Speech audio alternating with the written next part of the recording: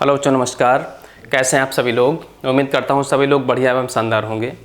आप सभी का हमारे यूट्यूब चैनल आइडियल शिक्षा के इस परिवार में आप सभी का बहुत बहुत स्वागत है। बच्चों हम अपने यूट्यूब चैनल पर इस समय जो पढ़ाई कर रहे हैं यूपीपी की मैथ की स्पेशल प्रैक्टिस कर रहे हैं। इससे पहले हमने एक पेपर डिस्कस भी किया है। आज हम दूसरा पेपर यूपीपी 2018 का आया हुआ पेपर डिस्कस करने वाले हैं। तो आओ हम सेशन की स्टार्ट करते हैं। ये रहा हमारा आज का अगला क्वेश्चन। पहला क्वेश्चन देखिए, क्वेश्चन है निम्नलिखित समीकरण का हल निकालने हेतु सर्वाधिक उचित विकल्प का चयन कीजिए। तो ये क्वेश्चन हमारा है सिंप्लीफिकेशन क्वेश्चन है भाई। क्या लिखा? 1.8 डिवाइड करना था किससे? 1200 से डिवाइड करना था। तो बच्चों हम ये पॉइंट हटाएंगे तो नीचे 0 बढ़ेगा। पॉइंट हटाएंगे तो 0 बढ़ेगा। इसको हम 12 से डिवाइड कैंसिल आउट करते हैं। 12 से काटिएगा 12 एकम 12 3 0। 12 से काट दीजिएगा 12 एकम 12 बचा 6 नहीं जा रहा, लगाया पॉइंट 0 बढ़ाया 12 पंजे 60 1.5। यहाँ पर पॉइंट है, नीचे कितना 1000 है। जब हम इसको डिवाइड करेंगे तो ये पॉइंट अभी तो 1 अंक के बाद है, 3 0 है तो 3 पॉइंट इधर और खिसक जाएगा। पॉइंट है 3 अंक और इधर खिसक जाएगा। तो आपका जो आंसर आएगा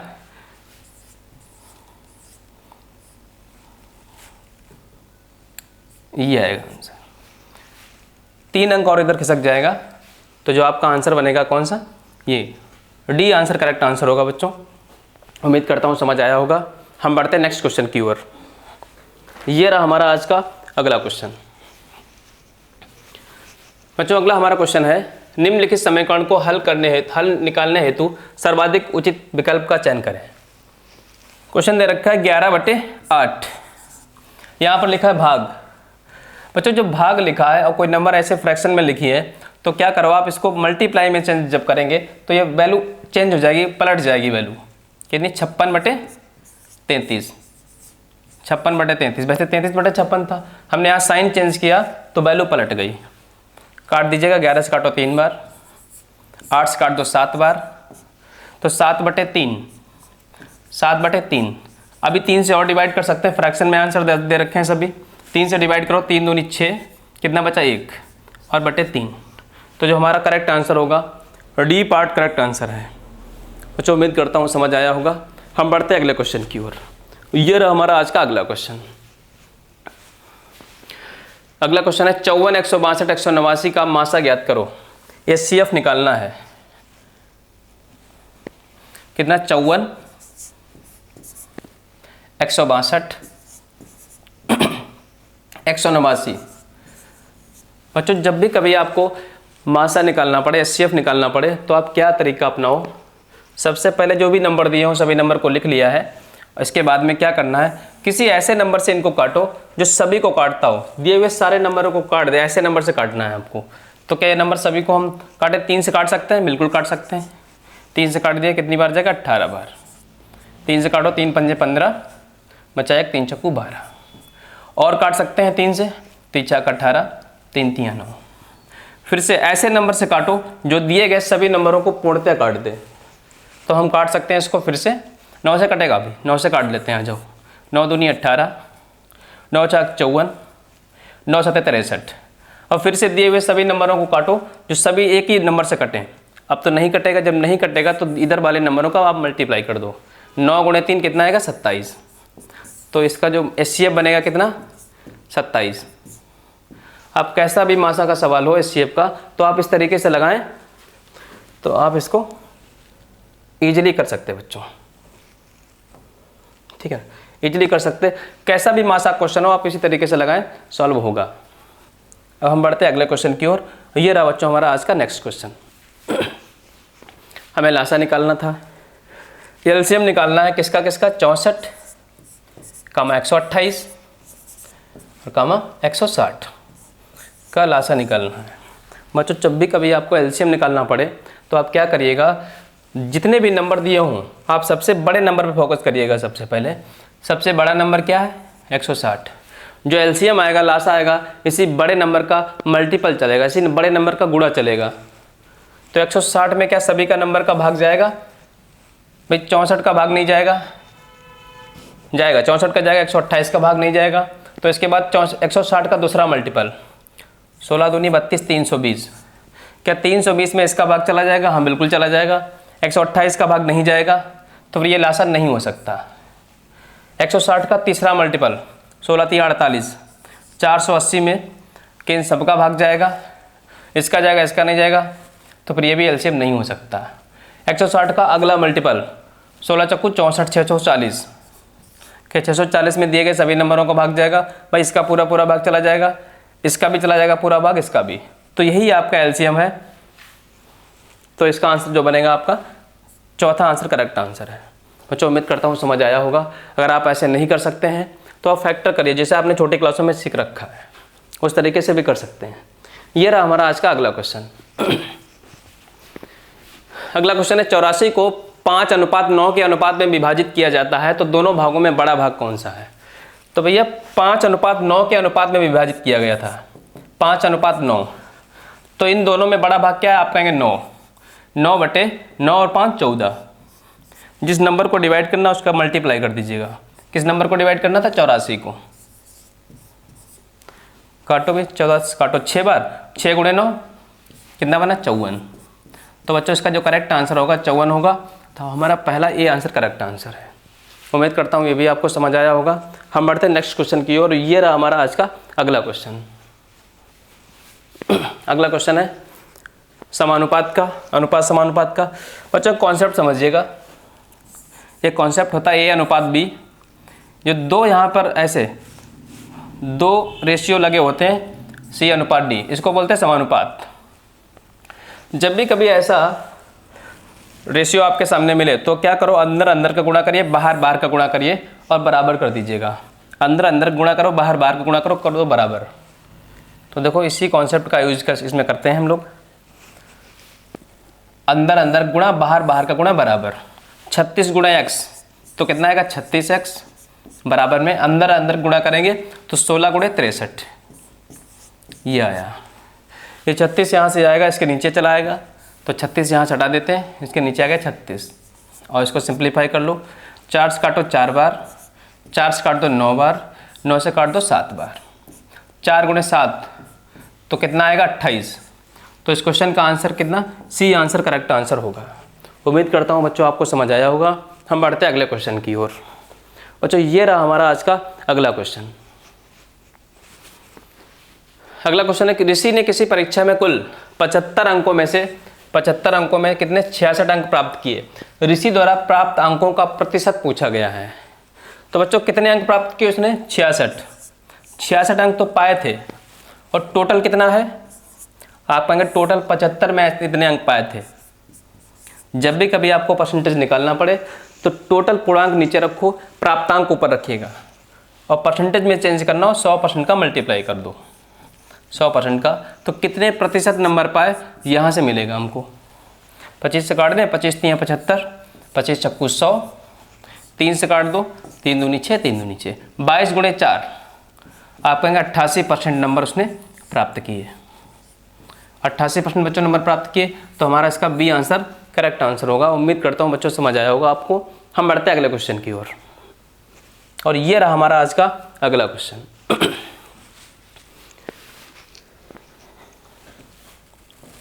अगला क्वेश्चन है इरीन ने मास्क की बिक्री में 308 रुपए में की। भाई इरीन ने मास्क बेचे, कितने रुपए के बेचे? उसमें बोला गया 308 रुपए के मास्क उसने बेचे हैं। ऐसा करने पर हुआ क्या उसे, जिससे उसे 12% की हानि हुई। मतलब 308 में बेचने के बाद 12% की हानि हो गई। अगर परसेंटेज की बात करें तो 12% की हानि 100 में 12 कम करिए तो कितना बचेगा? 88। तो ये 88% की वैल्यू है। और जिसकी वैल्यू उससे करेंगे डिवाइड, और जो निकालना होता है बच्चों उसका हम गुणा कर लेते हैं।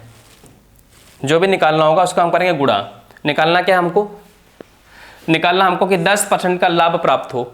जब किसी वस्तु को हम 10% के लाभ पर बेचेंगे तो 100 वाली वस्तु 110 में बेच देंगे, तो 10% का लाभ हो जाएगा 110%। कर दो इसको सॉल्व।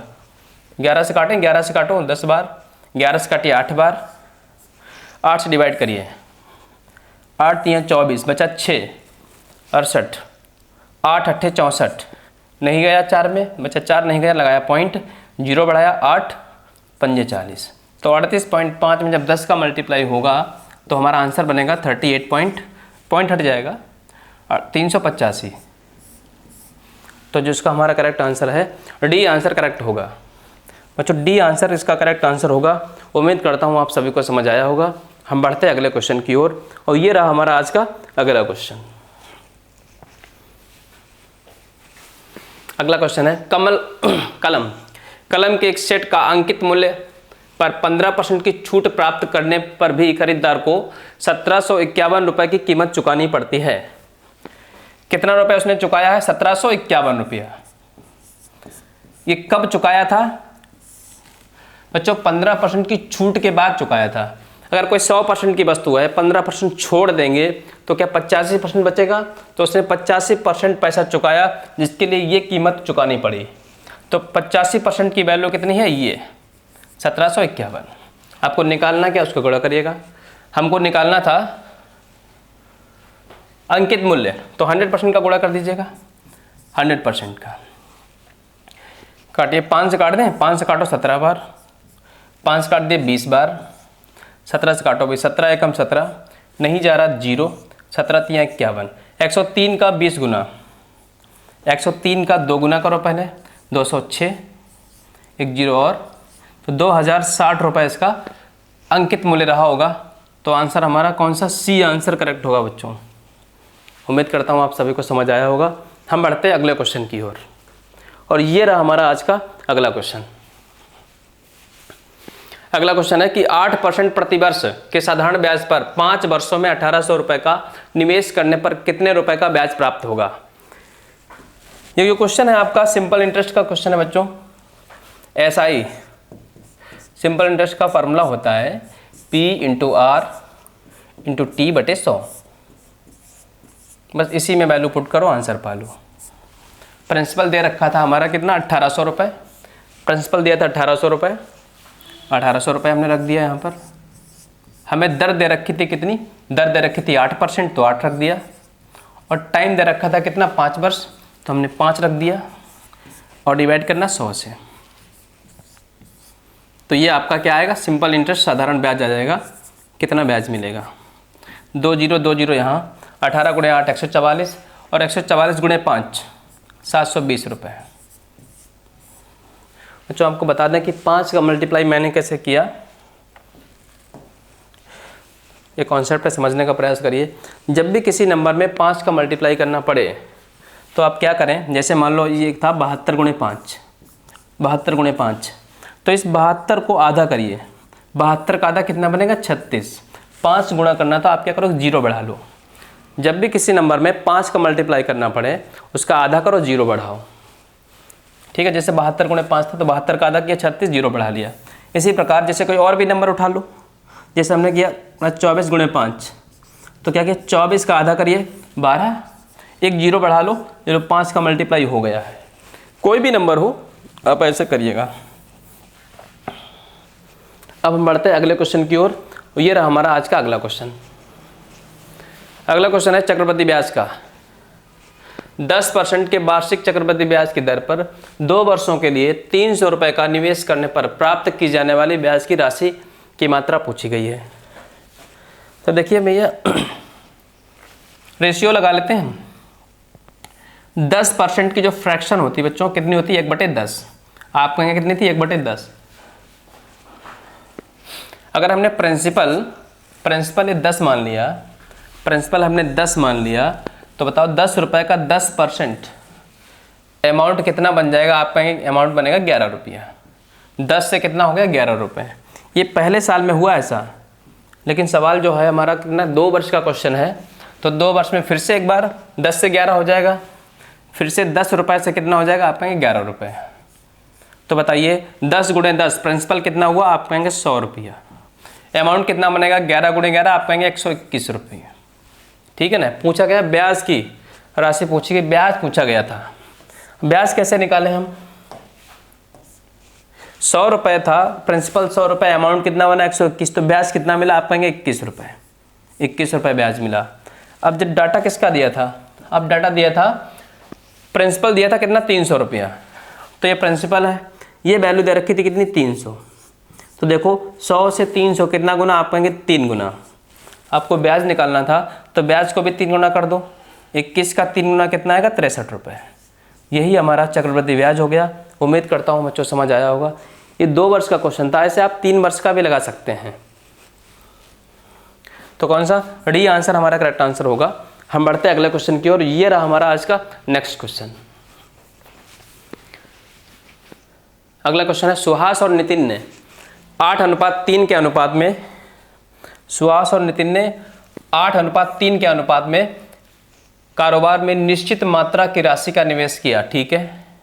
परंतु कुछ महीने के बाद सुहास ने अपना पैसा वापस लिया, ठीक है। 12 महीनों के समापन पर सुहास और नितिन द्वारा आपस में बांटे गए लाभ का अनुपात है 5:4, पर केवल सुहास ने कितने महीनों के लिए निवेश किया था। सुहास का टाइम पूछा गया है। बच्चों ये क्वेश्चन है आपका पार्टनरशिप का। एक पार्टनरशिप का कॉन्सेप्ट है भाई कि आपने जितनी भी पूंजी लगाई, पूंजी को हमने मनी बोल दिया, आपका पैसा और टाइम, पूंजी और समय का गुणनफल जो होता है लाभ कहलाता है। क्या कहलाता है, लाभ। जब भी कभी लाभ को बांटना हो तो आपकी पूंजी और समय का गुणनफल जो होता है वो लाभ के अनुपात में बटेगा। तो देखो पूंजी कितनी कितनी लगाई थी, लिख लेते हैं हम। पूंजी लगाई थी 8:3, सुहास ने लगाया था 8 और नितिन ने लगाया था 3। ये पूंजी इन्होंने लगाई। और हम टाइम की भी बात करते हैं। पूछा गया था सुहास ने कितने महीने के लिए पैसा निवेश किया गया था, सुहास का टाइम पूछा गया है। तो सुहास का टाइम हमने मान लिया टी टाइम के लिए इसने पैसा निवेश किया। अच्छा, पूरा बिजनेस कब तक चला था, 12 महीनों के समापन पर। पूरा बिजनेस था 12 महीने चला था, इसके मतलब नितिन ने जो पैसा अपना था 12 माह के लिए पैसा लगाया होगा। ये पूंजी और समय का गुणनफल क्या कहलाता है, लाभ। और लाभ का अनुपात दे रखा था कितना, 5:4। तो इसको हमने लिख लिया 5:4। बस इतना सा क्वेश्चन है, सॉल्व कर लीजिएगा। 4 से काट दो, कितनी बार कटेगा, 3 बार। और तो कटेगा नहीं, तो ये बनेगा 3 × 3 9, 9 × 5, क्रॉस मल्टीप्लिकेशन 45। कितना गया, 45। इधर कितना आएगा, 8 × t, 8t टाइम। ये 8 इसके नीचे आ जाएगा, यहाँ से 8 हटेगा, 8 इसके नीचे आ गया। तो 8 से कितनी बार जाएगा, 8 × 5 = 40, बचा 5, तो 5/8। तो ये सुहास ने इतने टाइम के लिए पैसा लगाया था, 5/8 वर्ष के लिए, महीनों के लिए इतना पैसा निवेश किया था। तो हमारा ए आंसर करेक्ट आंसर होगा बच्चों। हम बढ़ते हैं अगले क्वेश्चन की ओर। और ये रहा हमारा आज का अगला क्वेश्चन। अगला क्वेश्चन है, 5 विद्यार्थियों द्वारा प्राप्त अंकों का औसत है 55। बच्चों अगर औसत में हम संख्याओं का गुणा कर दे, टोटल हमें योग मिलता है। कितने लोग थे, विद्यार्थियों की संख्या कितनी थी, 5, और औसत था 55। तो अगर हमने संख्याओं में औसत का गुणा किया तो टोटल योगफल मिल जाएगा 55 × 5। 5 × 5 = 25 के 5, 5 × 5 = 25, 2 = 27। तो योगफल कितना बना, 275। आगे लिखा था शीर्ष 3 विद्यार्थियों का, बोला शीर्ष 3 विद्यार्थियों का, 3 विद्यार्थियों का औसत था कितना, 65। इनमें से जो 3 विद्यार्थी थे इनका एवरेज बताया गया था कितना, 65। तो 3 का लिख देते हैं, 3 × कितना, 65। और 3 × जब 65 करेंगे तो 60 × 3 180, और 5 × 15 195। तो भैया 3 का इतना आ गया। पूछा गया हमसे अन्य 2 विद्यार्थियों का औसत कितना होगा, अन्य 2 विद्यार्थी। भाई टोटल विद्यार्थी थे कितने, 5, 5 में 3 विद्यार्थियों का औसत मालूम है, तो 5 में से 3 घटा दीजिएगा, तो कितना, 2 विद्यार्थी। इनका एवरेज पूछा गया था, बताओ इधर कितना आएगा, घटाइएगा। 5 - 5 0, 27 - 9 8। इन 2 का औसत हमें नहीं मालूम, तो हमने मान लिया x। जब 2 से इसको सिंप्लीफाई करेंगे, 2 से काटेंगे तो x बराबर कितना आएगा, बंधु आएगा 40। तो जो शेष 2 विद्यार्थी थे इनका औसत कितना बना, 40 इनका औसत बना। उम्मीद करता हूँ समझ आया होगा बच्चों। ये रहा हमारा इस क्वेश्चन का आंसर।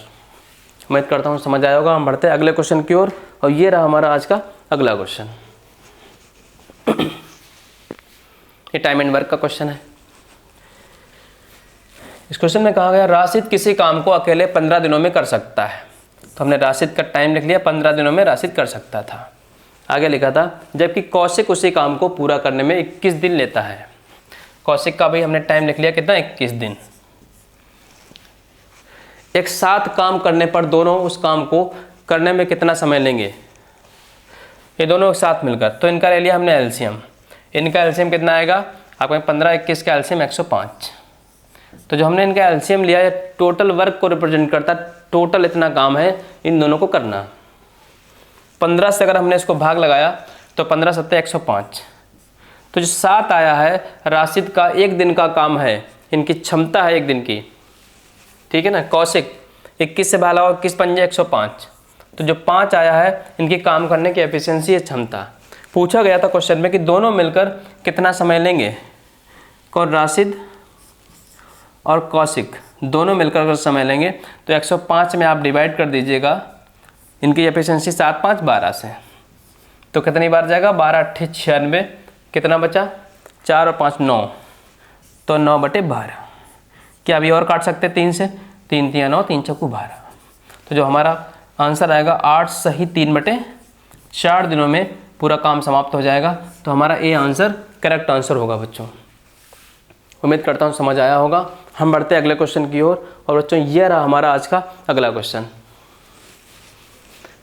ये क्वेश्चन बहुत इंपॉर्टेंट है, देखिएगा। तो ये क्वेश्चन पुलिस में आपका कई बार क्वेश्चन पूछा गया है और इसको समझते हैं। ये क्वेश्चन बहुत ईजी है, बट कब है समझने के बाद, पहले नहीं है ईजी। क्वेश्चन था तट से 15 किलोमीटर की दूरी पर एक जहाज में छेद उत्पन्न हो जाता है। और समझते हैं, ये लो क्वेश्चन।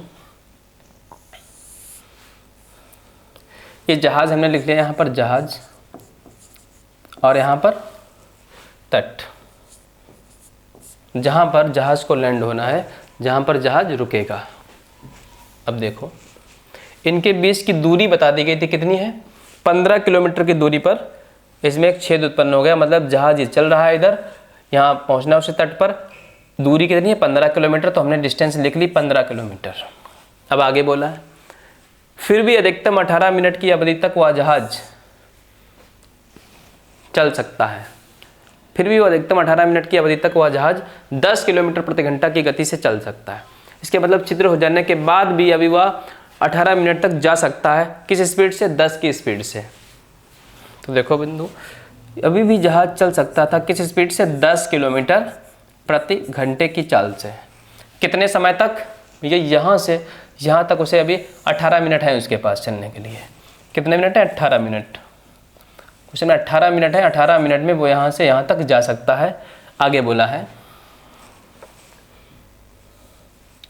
ये लो ऐसे लिख लो, 18 मिनट चल सकता है। तट से भेजे जाने वाले बचाव नाव को जहाज तक पहुंचने के बाद यात्रियों को बचाने हेतु 6 मिनट का समय लगता है। इधर से एक बचाव नाव भेजी जाती है, बचाने के लिए एक जहाज भेजा जाता है। जब ये इनको बचाएगा तो बचाने के लिए 6 मिनट का समय चाहिए, केवल बचाने के लिए, ठीक है। तो जो 6 मिनट बचाने के लिए चाहिए, मतलब जब ये मिलेंगे, मिलने के बाद यात्री इंटरचेंज होंगे, तो 6 मिनट तो बेकार हो गया ना आपका। तो 6 मिनट हटा दिया तो उसके पास अब जो समय है कितना है, आप कहेंगे 12 मिनट। 6 मिनट तो बचाने में चला जाएगा, तो इनके पास 12 मिनट करेक्ट है कि 12 मिनट में इन यात्रियों को बचाना भी है। और ये इधर से आएगा इसकी, और ये इधर से आएगा, ठीक है। क्या पूछा गया था आगे, सभी लोगों को सफलतापूर्वक निकालने के लिए बचाव नाव की न्यूनतम गति क्या चाहिए। तो इसकी गति हम मान लेते हैं x किलोमीटर प्रति घंटा, x किलोमीटर प्रति घंटा। बच्चों में एक फार्मूला है चाल दूरी समय का, हम लोग जानते हैं। और डिस्टेंस बराबर होता है speed into time, speed into time. Speed distance दे रखी है, यहाँ से यहाँ तक डिस्टेंस कितनी है 15, तो हमने यहाँ रख दिया 15। स्पीड, विपरीत दिशाओं में चालें हमेशा ऐड होती हैं, जुड़ जाती हैं। तो ये इसकी चाल 10 है, इसकी चाल x है, तो दोनों चालें जुड़ेंगी तो कितना बनेगा 10 + x, 10 + x, चाल 10 + x। और टाइम दे रखा था इनके पास बचाने के लिए, कितना मिनट है 12 मिनट, तो गुणे में 12। इस मिनट को घंटे में अगर कन्वर्ट करें तो 60 करो डिवाइड। ये लो क्वेश्चन तैयार है, करो सॉल्व, 12 एकम 12, 12 पंजे 60, 5 का यहाँ गुणा 15 गुणे 5 75, 75 बराबर कितना आएगा 10 प्लस एक्स, 10 इधर आएगा तो घट जाएगा, 75 माइनस 10 तो x बराबर कितना आ गया 65। तो ये चाल आ गई कितनी, बचाव नौका की चाल आई 65 किलोमीटर प्रति घंटा। बस ये डायग्राम समझने वाली बात है, अगर आपको ना समझ आया हो तो दोबारा इस वीडियो को आप रिपीट करके देखें। तो हमारी जो चाल बनेगी कितनी 65 किलोमीटर प्रति घंटा, बचाव नाव की चाल है ये। हम बढ़ते हैं अगले क्वेश्चन की ओर। बच्चों ये रहा हमारा आज का अगला क्वेश्चन। क्वेश्चन है समबाहु त्रिभुज। बच्चों समबाहु त्रिभुज क्या होता है? समबाहु त्रिभुज जो होता है उसमें सभी भुजाएं क्या होती हैं बराबर। यहाँ बना लिया हमने, ये लो समबाहु त्रिभुज, और समबाहु त्रिभुज की सभी साइडें होती बराबर। त्रिभुज की एक भुजा की लंबाई कितनी दे रखी 21 सेंटीमीटर, एक भुजा लंबाई 21 सेंटीमीटर है, तो ये भी 21, ये भी 21, सब 21 21 होंगे। उपरोक्त त्रिभुज के परिवृत्त का क्षेत्रफल। बच्चों परिवृत्त का मतलब जो है इसके बाहर वृत्त बनेगा, जो बाहर वृत्त बनता है उसको परिवृत्त बोलते हैं। अगर इस त्रिभुज के अंदर वृत्त बना दिया जाए तो उसे बोलते हैं अंतावृत्त, इसको बोलते हैं अंतावृत्त। लेकिन ये हमसे पूछा नहीं गया था, परिवृत्त पूछा गया था। इस वृत्त का क्षेत्रफल, बच्चों इस वृत्त का क्षेत्रफल हम तभी निकाल सकते हैं जब हमें वृत्त की त्रिज्या मालूम हो। भाई वृत्त का एरिया क्या होता है, आप कहेंगे पाई आर स्क्वायर। और इस वृत्त की त्रिज्या कैसे निकालेंगे, परिवृत्त की त्रिज्या, तो ये रेडियस तो ये हुई ना। समबाहु त्रिभुज का परिवृत्त की त्रिज्या निकालने के लिए एक फार्मूला है, फार्मूला है आर बराबर जो भी भुजा होगी, भुजा हमने ए मान ली, a/√3, ये है समबाहु त्रिभुज के परिवृत्त की त्रिज्या। तो बताओ रेडियस कितनी बन जाएगी, आपकी रेडियस कितनी बनेगी, ए साइड कितनी दे रखी 21/√3, इसको यहाँ पुट कर दीजिए, आंसर पा लीजिए। तो जो एरिया बनेगा पाई की वैल्यू 22/7 क्वेश्चन में देगा, यहाँ नहीं दी है, फिलहाल आपको याद भी होनी चाहिए। रेडियस कितनी दे रखी थी 21/3, तो 21 का वर्ग करेंगे तो 21 × 21 और √3 का वर्ग बनेगा 3, 7 × 3 21, 21 काट दिया, तो 21 × 22, 21 × 2 42, 42 के 2 बचा 4, 21 दूना 42, 42 और 4 46, 462 सेंटीमीटर स्क्वायर। तो जो इसका एरिया बनेगा बच्चों, एरिया बन जाएगा कितना 462 सेंटीमीटर स्क्वायर, जो हमारा सी आंसर करेक्ट आंसर है बच्चों इसका। उम्मीद करता हूँ समझ आया होगा। हम बढ़ते हैं अगले क्वेश्चन की ओर। बच्चों ये रहा हमारा आज का अगला क्वेश्चन। अगला क्वेश्चन है जुबिन और प्रवीण क्रमशः 36 मिनट और 60 मिनट में किसी काम को पूरा कर सकते हैं। ठीक है, हमने यहाँ लिख लिया जुबिन, यहाँ लिख लिया प्रवीण। जुबिन और प्रवीण मिलकर किसी काम को 36 मिनट, ये 36 मिनट में, और दूसरा था 60 मिनट में पूरा कर सकते हैं। जुबिन से शुरू करते हुए वे काम पूरा होने तक वैकल्पिक रूप से 1 मिनट हेतु काम करते हैं। ठीक है, अंत में काम करने वाले को ही अपनी अंतिम बारी में 1 मिनट से कम समय हेतु काम करने की अनुमति प्राप्त है। ठीक है, दोनों को काम पूरा करने में कितना समय लगेगा। बच्चों ये सब बातें, इसमें आप कंफ्यूज हो जाएंगे। क्वेश्चन का सार ये है कुल मिला के कि जुबिन प्रवीण काम करते हैं, बारी बारी से काम करते हैं। स्टार्ट कौन कर रहा है, जुबिन से। फिर जुबिन काम को स्टार्ट कर रहा है, पहले दिन जुबिन करेगा, फिर अगले दिन प्रवीण काम करेगा, फिर जुबिन करेगा, प्रवीण करेगा, ऐसे है क्वेश्चन।